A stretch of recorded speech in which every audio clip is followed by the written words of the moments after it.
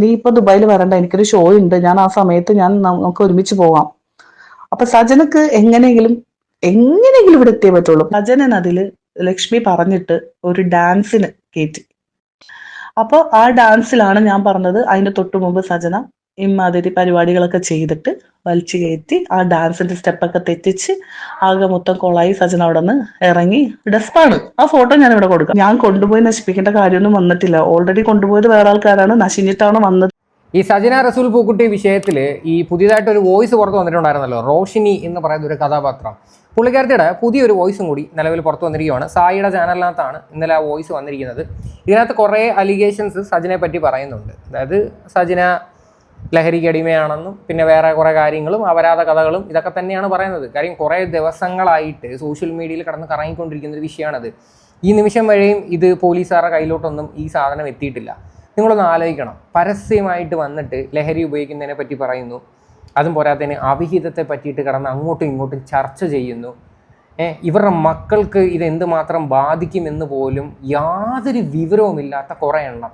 ഫിറോസ് ഖാൻ ആയിക്കഴിഞ്ഞാലും സജിനെ ആയിക്കഴിഞ്ഞാലും വേറെ ആരായിക്കഴിഞ്ഞാലും യാതൊരുവിധ ബോധവുമില്ല.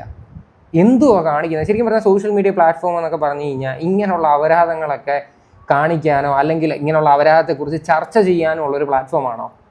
ഇത് നേരം വെളുത്താൽ രാവിലെ മൊബൈൽ തുറന്നു കഴിഞ്ഞാൽ ഇത് മാത്രമേ ഉള്ളൂ, വേറെ ഒന്നുമില്ല. നിങ്ങളൊന്ന് ആലോചിച്ച് കുറച്ച് ദിവസമായിട്ട് എന്ത് കണ്ടന്റ് ഉണ്ടെന്ന്. ഇത് മാത്രമേ ഉള്ളൂ. ഇതാണ് എല്ലാവർക്കും ചർച്ച ചെയ്യേണ്ടത്. എന്തായാലും ഈ ഒരു വിഷയത്തിൽ ആരെങ്കിലും ഇവരുടെയൊക്കെ പേരിൽ കൊണ്ടുപോയി കേസ് കൊടുക്കും എന്ന് ഞാൻ വിചാരിക്കുന്നു. എന്തായാലും നമുക്ക് ആ വോയിസിലേക്ക് പോവാം.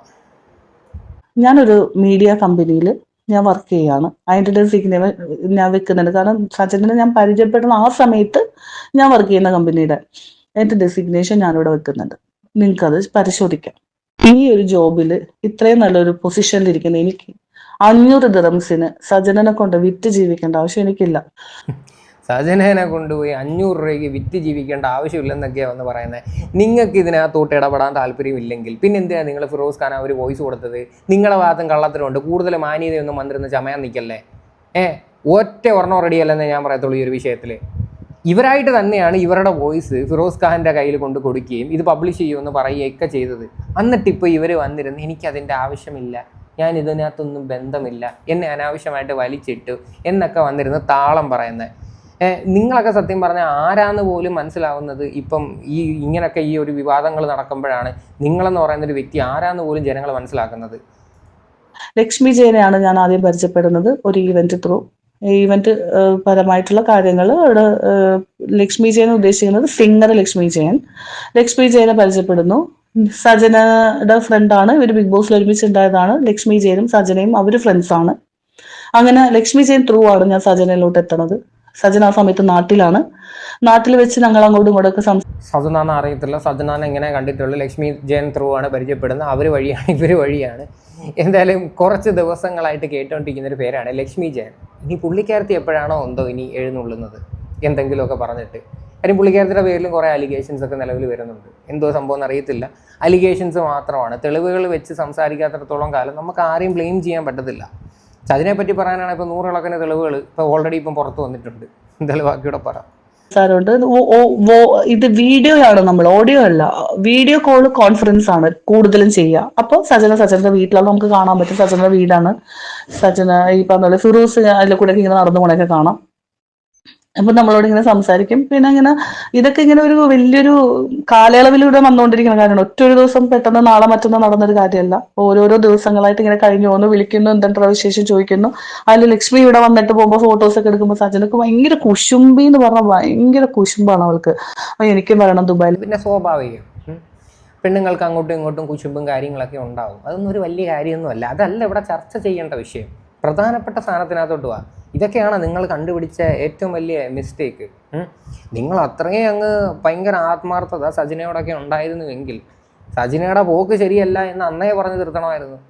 ഇപ്പോൾ ഓരോരുത്തർക്ക് വോയിസുകൾ അയച്ചു കൊടുക്കുക, അത് പബ്ലിഷ് ചെയ്യിപ്പിക്കുക. എന്തോന്നടേ നിങ്ങളൊക്കെ കാണിക്കുന്നത്? ഈ ഒരു പ്ലാറ്റ്ഫോം നശിപ്പിക്കാനായിട്ട് ഇറങ്ങിയേക്കുന്ന കുറേ എണ്ണം. എനിക്കും വരണം ദുബായിൽ, എനിക്ക് വരാം. അപ്പൊ ലക്ഷ്മി പറഞ്ഞു, നീ ഇപ്പൊ ദുബായിൽ വരണ്ട, എനിക്കൊരു ഷോ ഉണ്ട്, ഞാൻ ആ സമയത്ത് നമുക്ക് ഒരുമിച്ച് പോകാം. അപ്പൊ സജനക്ക് എങ്ങനെയെങ്കിലും ഇവിടെ എത്തിയേ പറ്റുള്ളൂ. പക്ഷെ ലക്ഷ്മിക്ക് വേറെ ഏതോ പ്രോഗ്രാം ഒക്കെ ആയിട്ട് അവള് നടക്കുകയാണ്. അവൾക്ക് ഇങ്ങോട്ട് എത്താനുള്ള സമയമായിട്ടില്ല. അങ്ങനെ ഇരിക്കുമ്പോഴാണ് ലക്ഷ്മിക്ക് ഒരു ബോയ് ഫ്രണ്ട്, ഉബീസ് എന്ന പേരുള്ള ഒരാൾ, കണ്ണൂരാണ് അയാളുടെ വീട്. ഇതിനെ കുറിച്ചൊക്കെ എന്താണ് ഓൾറെഡി പറഞ്ഞു കഴിഞ്ഞിട്ടുള്ള കാര്യങ്ങളാണ്. പക്ഷെ എന്റെ പിക്ചറിൽ ഇവരുള്ളത് കൊണ്ട് മാത്രമാണ് എനിക്ക് ഇവരെ വലിച്ചെടുക്കേണ്ടി വന്നത്. ഈ ഉബൈസിന്റെ ഫ്രണ്ട് മാനു, കോഴിക്കോടുള്ള മാനു, ഈ മാനുവിനെ ലക്ഷ്മി ജയൻ സജനക്ക് പരിചയപ്പെടുത്തി കൊടുക്കുന്നു. ഇവര് തമ്മിൽ പ്രേമമാകുന്നു. സജന ഗ്ലൂട്ടാത്തയൺ എടുക്കാന്നുള്ള പേരിൽ മാനുവിന്റെ അടുത്തോട്ട് പോകും കോഴിക്കോട്. പിന്നെ ഈ പറഞ്ഞ പോലെ തന്നെ എന്താണ് ബാംഗ്ലൂര്, അവിടേക്ക് ഇവര് കറങ്ങാൻ പോകണതിന്റെ ഫോട്ടോയും കാര്യങ്ങളും വീഡിയോ കോളൊക്കെ ഞങ്ങൾ കണ്ടിട്ടുണ്ട്. നമുക്കൊരിക്കലും നാളെ ഇത് പ്രൂഫായിട്ട് എടുത്ത് വെക്കേണ്ടി വരുമെന്ന് ഒരിക്കലും വിചാരിച്ചിട്ടില്ല. അങ്ങനെയൊക്കെ ആണെങ്കിൽ അതൊക്കെ എപ്പോഴേ നമ്മൾക്ക് ആ പ്രൂഫൊക്കെ എടുത്ത് വെച്ചാനേ, അതായത് ഇവളിങ്ങനെ ഓരോ ആൾക്കാരോട് പോണതിന്റെ പ്രൂഫൊക്കെ. അപ്പോ ഇത് അവള് വിളിക്കുന്നു, സംസാരിക്കുന്നു, ഓക്കെ ശരി. അങ്ങനെ ഇരിക്കുമ്പോഴത്തേന് ആ മാനുവിന്റെ ഫ്രണ്ടാണ് ശബന എന്ന് പറഞ്ഞ കുട്ടി. ആ കുട്ടിയുടെ ഫോട്ടോ ഞാനോട് കൊടുക്കാം. ഒരിക്കലും ശബന എന്നെ തെറ്റിദ്ധരിക്കരുത്. ശബനയാണ് സജനനെ ആദ്യമായിട്ട് ദുബായിൽ കൊണ്ടുവന്നതെന്ന് ശബനക്കും അറിയാം. ശബനയുടെ ഫ്രണ്ടിലുള്ള സർക്കിളിലുള്ള ആൾക്കാർക്ക് അറിയാം, എല്ലാവർക്കും അറിയാം. വ്യക്തിയാണ് സജനനെ ആദ്യമായിട്ട് അബുദാബിയിലാണ് സജന പറഞ്ഞത്, ദുബായിലല്ല. ഞാൻ ദുബായിലാണ് വർക്ക് ചെയ്യുന്നത്, അബുദാബിയിലാണ് സജന പറഞ്ഞത്. ഓക്കെ, സജന എങ്ങനെ ദുബായിൽ എത്തിപ്പെട്ടു എന്നാണ് പറയുന്നത്. പിന്നെ അതും പോരാത്തതിന് സജനയുടെ കുറെ റിലേഷൻഷിപ്പ്, ഇതൊക്കെ തന്നെയാണ് സംഭവം. അതായത് അവിഹിത കഥകൾ. എവിടെയാണ് ലൈഫ് ബോയ്, എവിടെയാണ് ആരോഗ്യം എന്ന് പറയുന്ന കണക്ക്, എവിടെയാണ് പ്രേമം അവിടെയുണ്ട് സജന എന്നുള്ള രീതിയിലാണ് കുറച്ച് ദിവസങ്ങളായിട്ട് സജനയെ ചുറ്റിപ്പറ്റിയിട്ടുള്ള കാര്യങ്ങൾ. അതായത് ഒരു കേസോ 2 കേസോ 3 കേസോ 4 കേസോ ഒന്നും അല്ല, ഒരുപാട് കേസുകൾ വന്നുകൊണ്ടേയിരിക്കുക. സജനയ്ക്ക് ഇതിനൊന്നും പ്രോപ്പർ എക്സ്പ്ലനേഷനും ഇല്ല. അതായത് സജന ഇതിനെ ന്യായീകരിച്ചുള്ള രീതിയിലാണ് വന്നിരുന്ന് സംസാരിക്കുന്നത്. സജന പറയുന്നതിനകത്തൊന്നും ഒരു വ്യക്തതയില്ല. പിന്നെ ഒരു മൈനറായിട്ടുള്ള ഒരു കുട്ടിയുടെ കേസ്, അതിനകത്ത് മാത്രം ഇത്തിരി ജെന്യൂനിറ്റി എനിക്ക് ഫീൽ ചെയ്ത്. ബാക്കിയുള്ള എല്ലാം സജന പറയുന്നതിനകത്ത് എന്ത് തെളിവാണുള്ളത്? ഒരു രീതിയിലും സജനയ്ക്ക് അത് വെളുപ്പിക്കാൻ പറ്റത്തില്ല. നാറി മിണ്ടായിരിക്കുന്നതല്ല. സജനയും കൊള്ളാം, സജനയുടെ കൂട്ടുകാരും കൊള്ളാം, എല്ലാം കണക്കാ. ഈ സംസാരിക്കുന്ന വ്യക്തി ഉൾപ്പെടെ ഇവരും അങ്ങ് ഓവർ ഡീസൻ്റായിട്ട് മാന്യത ചമയേണ്ട ആവശ്യമില്ല. നിങ്ങളെല്ലാം കറക്കാണ്. നിങ്ങളെല്ലാവരും ഇതിനകത്ത് വന്ന് ഇൻവോൾവ് ആവണമെങ്കിൽ വെറുതെ ഇൻവോൾവ് ആവത്തില്ലല്ലോ. അങ്ങനെയാണ് ഒരു വലിയൊരു കമ്പനി, അതായത് ലോകമൊട്ടാകെ അറിയുന്ന ബ്രാഞ്ചുകളുള്ള ഒരു കമ്പനിയുടെ ഷോ നടക്കണത് ദുബായിൽ വെച്ചിട്ട്. ഈ ഷോയിൽ ലക്ഷ്മിയുടെ പാട്ടുണ്ട്. അപ്പൊ ഇതിന്റെ കോർഡിനേഷൻ പാർട്ടൊക്കെ എനിക്ക് തോന്നണത് ഇല്ല, ആ സമയത്ത് കോർഡിനേഷൻ പാർട്ട് ഏതൊരു കമ്പനിയാണ്, വേറെ ഏതോ ഒരു ഈവന്റ് മാനേജ്മെന്റ് കമ്പനിയാണ് കോർഡിനേറ്റ് ചെയ്യുന്നത്. അപ്പൊ ലക്ഷ്മിയുടെ സോങ് ഉണ്ട് അതില്. സജനൻ അതില് ലക്ഷ്മി പറഞ്ഞിട്ട് ഒരു ഡാൻസിന് കയറ്റി. അപ്പോൾ ആ ഡാൻസിലാണ് ഞാൻ പറഞ്ഞത്, അതിന്റെ തൊട്ടു മുമ്പ് സജന ഇമാതിരി പരിപാടികളൊക്കെ ചെയ്തിട്ട് വലിച്ചു കയറ്റി ആ ഡാൻസിന്റെ സ്റ്റെപ്പൊക്കെ തെറ്റിച്ച് ആകെ മൊത്തം കൊളായി. സജന അവിടെ നിന്ന് ഇറങ്ങി ഡെസ്പാണ്. ആ ഫോട്ടോ ഞാൻ ഇവിടെ കൊടുക്കാം. ഇപ്പം സജനയും പിന്നെ വേറെ കുറച്ച് ആൾക്കാരും കൂടെ ദുബായി പോകുന്നത് ലഹരിക്ക് വേണ്ടിയിട്ടാണ്, ലഹരി അടിക്കാനാണ്, ലഹരി അടിക്കുന്ന വീഡിയോ ക്ലിപ്പുകളുണ്ട് എന്നൊക്കെയുള്ള രീതിയിലാണ് ഈ പറയുന്ന വ്യക്തി പറയുന്നത്.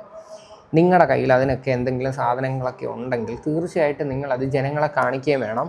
അതുമാത്രമല്ല, കുറേ ദിവസങ്ങളായിട്ട് കേട്ടുകൊണ്ടിരിക്കുന്നതല്ലേ ഇവരുടെ ഈ ലഹരി കഥ. അത് തീർച്ചയായിട്ടും പോലീസുകാർ അത് അന്വേഷിക്കണം. അന്വേഷിച്ചിട്ട് ഇവരുടെയൊക്കെ ഫോണുകൾ പരിശോധിച്ച് കഴിഞ്ഞാൽ ഇവർക്കൊക്കെ ഈ സാധനം കിട്ടുന്ന സോഴ്സും ഇതിനകത്തോട്ട് ആരൊക്കെ കണക്റ്റഡ് ആണെന്നും പിന്നെ ബിഗ് ബോസിനകത്തുള്ള കുറച്ച് ആൾക്കാരുണ്ടെന്നും പറയുന്നുണ്ട്. അതായത് സജനയുടെ വീട്ടിൽ പോയിട്ട് ഈ MDMA അടിച്ചെന്നൊക്കെ ഒരു കഥ പറഞ്ഞിട്ടുണ്ടായിരുന്നല്ലോ, അതിനകത്ത് ഈ ബിഗ് ബോസിലുള്ള കുറച്ച് ആൾക്കാരും ഉണ്ടെന്നാണ് പറയുന്നത്. അപ്പം ഇവരുടെ എല്ലാത്തിൻ്റെയും മുഖം മൂടി അങ്ങ് വലിച്ചു കീറുക. ആരൊക്കെ ഇതിനകത്തൊക്കെ ഇൻവോൾവ് ആണോ എല്ലാത്തിൻ്റെ പേരിൽ കേസ് എടുക്കുക. ഇവരുടെയൊക്കെ ബ്ലഡ് ടെസ്റ്റ് ചെയ്ത് കഴിഞ്ഞാൽ 100% സാധനം കിട്ടും. ഇപ്പം സത്യം പറഞ്ഞാൽ ഇത് അടിക്കാത്തതായിട്ട് ഒരു മനുഷ്യരും ഇല്ല കേട്ടോ. എന്നാൽ ആലോചിച്ച് നോക്ക്, ഇതിനകത്ത് നിന്നൊക്കെ ഇവർക്ക് എന്ത് സുഖമാണ് കിട്ടുന്നത്. എന്തോരം അപരാധ കഥകളാണ് അതിൻ്റെയൊക്കെ പുറത്ത് വരുന്നത്. അന്നെടുത്ത ഫോട്ടോ ലക്ഷ്മി കോസ്റ്റ്യൂമിലാണ്. സജന ഡാൻസ് കഴിഞ്ഞിറങ്ങിയ മൂത്ത മേക്കപ്പ് കാണും പറയാം. സജന ഡാൻസ് കഴിഞ്ഞ് ഇറങ്ങിയതാണ് ഈ ഫോട്ടോ. ഇത് കഴിഞ്ഞതിന് ശേഷം ലക്ഷ്മി സജനയും തമ്മിൽ ഈ പ്രേമങ്ങളുടെ കാര്യം പറഞ്ഞു. അതായത് ലക്ഷ്മിയുടെ ചെറുക്കൻ തെറ്റുന്നു, അങ്ങനെ അവരുടെ ഒരു അലമ്പ് കഥ. അതായത് സജനനുമായിട്ട് മാനുവിനെ തല്ലിപ്പിരിപ്പിക്കുന്നു, സജന ഇതറിയുന്നു, മൊത്തത്തിൽ കോളമായി. ലക്ഷ്മി സജനയുടെ ശത്രുവാകുന്നു. പിന്നെ ഫിറോസ് ഖാനെ വിളിച്ച് സജനക്ക് ഇവിടെ അബുദാബിയിലെ ചെക്കനുമായിട്ട് ബന്ധമുണ്ട്, ഇവിടെ മറ്റേ ബന്ധമുണ്ട്, മറിച്ച ബന്ധമുണ്ട്, മാനുവിനായിട്ട് ബന്ധമുണ്ട് എന്നൊക്കെ ലക്ഷ്മിയാണ് ഫിറോസിനടുത്ത് പറഞ്ഞു കൊടുത്തത് എന്നുള്ളൊരു തെറ്റിദ്ധാരണ വന്നിട്ട് സജനയും ലക്ഷ്മി കൂടി വഴക്കായി. എന്ന സ്റ്റേറ്റ്മെന്റ്, ഞാൻ കൊണ്ടുപോയി നശിപ്പിച്ചു, ഞാൻ കൊണ്ടുപോയി നശിപ്പിക്കേണ്ട കാര്യമൊന്നും വന്നിട്ടില്ല, ഓൾറെഡി കൊണ്ടുപോയത് വേറെ ആൾക്കാരാണ്, നശിഞ്ഞിട്ടാണ് വന്നത്. നശിഞ്ഞോ നശിയാതെയോ അത് ഞാനിവിടെ പറയേണ്ട ആവശ്യമില്ല, ഞാൻ എന്റെ ഭാഗം ക്ലിയർ ചെയ്യുകയാണ്. ഇത്രയും ഒരു കൊണ്ടുപോയ ഏജന്റിന്റെ വീട്ടിൽ വന്ന് കിടക്കേണ്ട കാര്യമില്ല. അതുമായി ബന്ധപ്പെട്ട 1-2 ഫോട്ടോസും കൂടി ഞാൻ ആഡ് ചെയ്തിട്ടുണ്ട്. ഇത് നിങ്ങൾ കണ്ടിട്ട് ഇനി നിങ്ങൾ തീരുമാനിക്കുക. എനിക്കെന്താ ഈ മാനനഷ്ടത്തിന് എന്തോ ഒരു മാനനഷ്ടം. ഇപ്പോഴും നിങ്ങളല്ലേ വന്നിരുന്ന ഓരോ അപരാധ കഥകൾ അവരെ പറ്റി പറയുന്നത്. നിങ്ങളാണ് ഈ ഒരു വിഷയത്തിനകത്ത് ഇൻവോൾവ് ആയത്. ലക്ഷ്മി ജയൻ്റെ ഏതോ ബോയ് ഫ്രണ്ടുമായിട്ട് സജനയ്ക്ക് റിലേഷൻഷിപ്പ് ഉണ്ട്, പിന്നെ അങ്ങനെയാണ് ലഹരി അടിച്ച്, ഇതിനൊന്നും നിങ്ങളുടെ കയ്യിൽ യാതൊരു വിധ തെളിവുമില്ലല്ലോ. അല്ലാത്ത പക്ഷം മാനനഷ്ടം എന്ന് പറയുമ്പം അപ്പം 2 പേർക്കും വരുന്നൊരു സാധനം തന്നെയാണ്. നിങ്ങളെല്ലാവരും സ്വന്തമായി റിയലൈസ് ചെയ്യുക, ഞങ്ങൾ ആരും അത്ര റെഡിയുള്ള ആൾക്കാരല്ല. അപ്പോൾ അതുകൊണ്ട് ഞങ്ങൾ അങ്ങോട്ടും ഇങ്ങോട്ടും പരസ്പരം ചെളിവാരി എറിയുന്നത് ശരിയല്ല എന്നുള്ളൊരു ബോധം നിങ്ങൾക്കൊക്കെ വന്നാൽ വളരെ നന്നായിരിക്കും. ഇതിപ്പോൾ എത്രാമത്തെ ദിവസമായി ഒന്ന് ആലോചിക്കുക.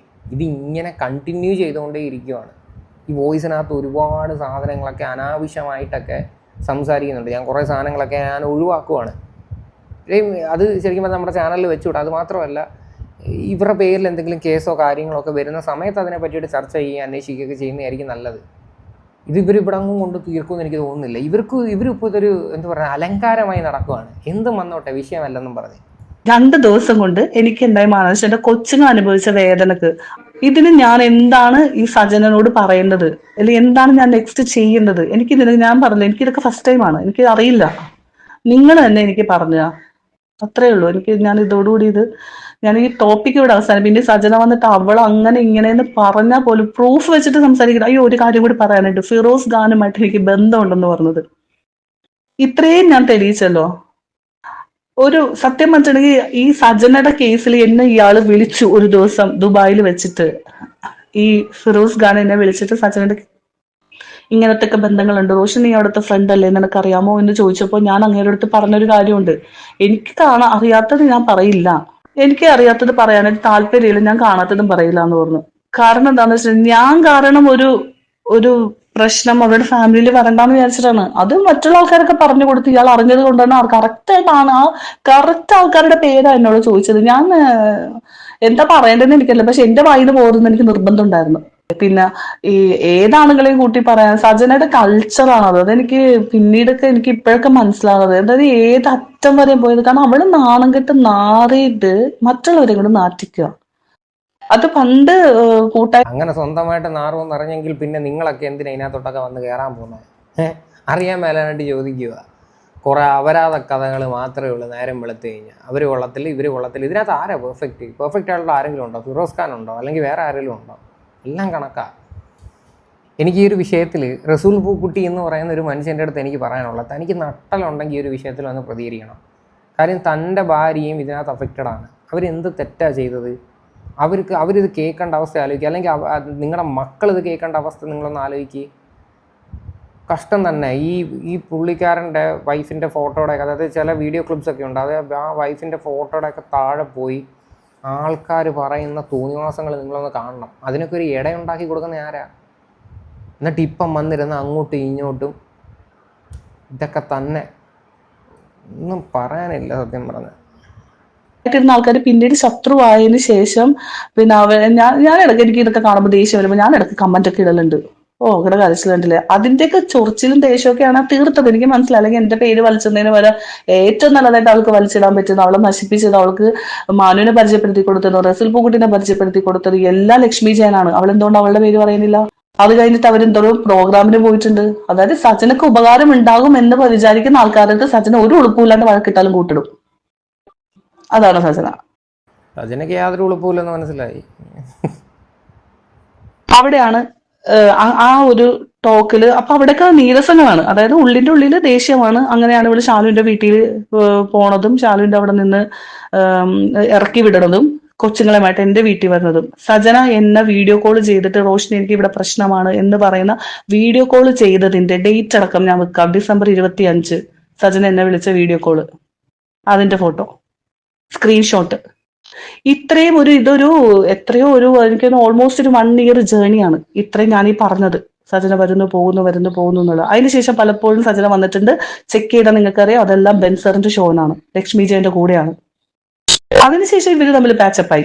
ലക്ഷ്മി ജയനും സജനയും തമ്മിൽ പാച്ചപ്പ് ആവുന്നു, അവരൊരുമിച്ചാണ്. അപ്പൊ നമ്മളെന്താണ്, നമ്മള് ഊളകള്. കുഴപ്പമില്ല, എനിക്കൊരു പ്രശ്നമില്ല. എനിക്ക് ഇവരൊക്കെ എന്റെ ജീവിതത്തിന് പോയപ്പോൾ ഞാൻ രക്ഷപ്പെട്ട് തുടങ്ങുന്നേ ഉള്ളൂ. കാരണം വളരെ നെഗറ്റിവിറ്റിയും വൃത്തികെട്ട ചിന്തകളും വൃത്തികെട്ട വർത്താനങ്ങളും അതും ഇതും മാത്രമേ ഉള്ളൂ അവർക്ക്. നിങ്ങളെല്ലാം ഇത് തന്നെയാണ്. ഒന്നും അത്ര മാന്യത വന്നിരുന്ന് ചമയേണ്ട ആവശ്യമൊന്നുമില്ല. ഇതൊക്കെ എന്ന് പറഞ്ഞു കഴിഞ്ഞാൽ ഒരിക്കലും മാറാനും പോകുന്നില്ല. കുറച്ച് നാളുകൾ കഴിയുമ്പോൾ ഈ ഒരു കോൺട്രവേഴ്സി ഒക്കെ കഴിയുമ്പോൾ പിന്നെ ഇതൊക്കെ തന്നെ റിപ്പീറ്റ് ചെയ്തുകൊണ്ടിരിക്കും. കുറേ ദുബായ് കേന്ദ്രീകരിച്ച് കുറേ പരിപാടികളും അതിൻ്റെ ഇടയിൽ കൂടെ ഇങ്ങനെ കുറേ ഉടായ്പകളും എന്തുവാടെ ഇത്. എത്രയോ വളരെ മാന്യമായിട്ട് പോയി ഷോയും കാര്യമൊക്കെ ചെയ്തുകൊണ്ട് വരുന്ന ആൾക്കാരെയും കൂടെ ചീത്തപ്പേര് ഉണ്ടാക്കിക്കുന്ന പരിപാടിയാണ് ഈ നടന്നുകൊണ്ടിരിക്കുന്നത്. ഇതിപ്പോൾ എത്ര, നിങ്ങളൊന്ന് ആലോചിച്ച് നോക്ക്. ഇത് കാരണം എത്ര പേര് അഫക്റ്റഡ് ആവും. ഒരു സോഷ്യൽ മീഡിയ പ്ലാറ്റ്ഫോമിൽ വന്ന് ഇങ്ങോട്ട് മറ്റുള്ളവരെ കുറ്റം പറയുന്നു, അങ്ങോട്ട് കുറ്റം പറയുന്നു, എന്നിട്ട് വോയിസുകൾ പുറത്ത് വിടുന്നു, അബോർഷൻ കേസ് വരുന്നു, ലഹരി കേസ് വരുന്നു. എന്തൊക്കെയാണ് ഇനി ഇതിൽ വരാനായിട്ടുള്ളത്? ഇതിൽ വരാത്തതായിട്ട് ഒന്നുമില്ല. നാറിയത് നാറി. ഇനിയെങ്കിലും മിണ്ടാതിരിക്കുന്നതായിരിക്കും ഏറ്റവും നല്ലത്. നമ്മൾക്കൊരു കണ്ടന്റ് എന്നുള്ള രീതിയിൽ ഇതിങ്ങനെ എടുത്ത് വെച്ച് നമ്മൾ ഡെയിലി ചെയ്തിട്ട് പോകുന്നതല്ലാതെ ഇതിനകത്ത് പ്രത്യേകിച്ച് യാതൊരു ബെനിഫിറ്റും ഇല്ല. കാര്യം ഇവർക്ക് ആർക്കും ഒരു നാണോ മാനവും ഇല്ലെന്ന് ഇവർ ഡേ ബൈ ഡേ ഇവർ തെളിയിച്ചുകൊണ്ടിരിക്കുക. ഇവർ ഓരോ ദിവസം കൂടും തോറും ഇത് തന്നെയാണ്. ഇനിയും വരും. ഇന്ന് രാത്രി കഴിയുമ്പോൾ ഏതെങ്കിലുമൊക്കെ പുതിയ വോയിസ് വരും, വരാതിരിക്കത്തില്ല. അല്ലെങ്കിൽ സജിനെ എന്തെങ്കിലും പറഞ്ഞുകൊണ്ട് വരും. സജിനെ എന്തോ പറഞ്ഞ് വീഡിയോ ഒക്കെ ഇട്ടേക്കുന്നുണ്ടായിരുന്നു. സജിനെ ഇപ്പോൾ ഇതൊരു ഭയങ്കര കാര്യമായി കണ്ടിരിക്കുക. അതായത് അവിടെ ഒരെണ്ണം ഇടുമ്പോൾ ഇവിടെ രണ്ടെണ്ണം ഇടും. സജിനയ്ക്ക് ഇതൊരു റീച്ചായി. സജിന അതിൻ്റെ ഇടയിൽ കൂടെ പറയുന്നത് എനിക്ക് ഫോളോവേഴ്സ് കയറുന്നതൊക്കെ നിങ്ങൾ കണ്ടില്ലേ എന്ന്. പിന്നെ അതേപോലെ ഒരു അപേക്ഷയായിട്ട് വന്നിട്ടുണ്ട് VD സതീശൻ സാറിൻ്റെ അടുത്തും പിന്നെ നമ്മുടെ രമേശ് ചെന്നിത്തല സാറിൻ്റെ അടുത്തും. നിങ്ങളുടെ അടുത്ത് ഈ ഒരു വീഡിയോ എത്തുവാണെങ്കിൽ നിങ്ങൾ മയക്കുമരുന്ന് യൂസ് ചെയ്ത ആൾക്കാരുടെ പേരിൽ കേസെടുക്കണം, ടെസ്റ്റ് ചെയ്യണം എന്നൊക്കെ പറഞ്ഞ് നിങ്ങൾ ആ മുഖ്യമന്ത്രിയുടെയൊക്കെ മുന്നിൽ ചെന്ന് നിന്ന് എന്തോരം നാടകമാണ് കാണിച്ചത്. ഇനി ആ മനുഷ്യൻ്റെയൊക്കെ മുഖത്ത് നോക്കാൻ പറ്റുമോ? എന്തോരം അപരാധ കഥകളാണ് അതിന് ശേഷം പുറത്തു വന്നത്. എന്നിട്ട് അനാവശ്യമായിട്ട് വീണ്ടും അവരെയൊക്കെ പിടിച്ചിടുക. പിന്നെ പോലീസുകാർക്കും മന്ത്രിമാർക്കും ഇതിൻ്റെയൊക്കെ പുറം അടക്കാനല്ലേ സമയം. എന്തായാലും ഈ ഒരു വിഷയമായിട്ട് ബന്ധപ്പെട്ട് നിങ്ങളുടെയൊക്കെ അഭിപ്രായങ്ങൾ എന്താണെന്ന് വെച്ചാൽ നിങ്ങൾ തീർച്ചയായിട്ടും കമൻറ്റ് ചെയ്യുക.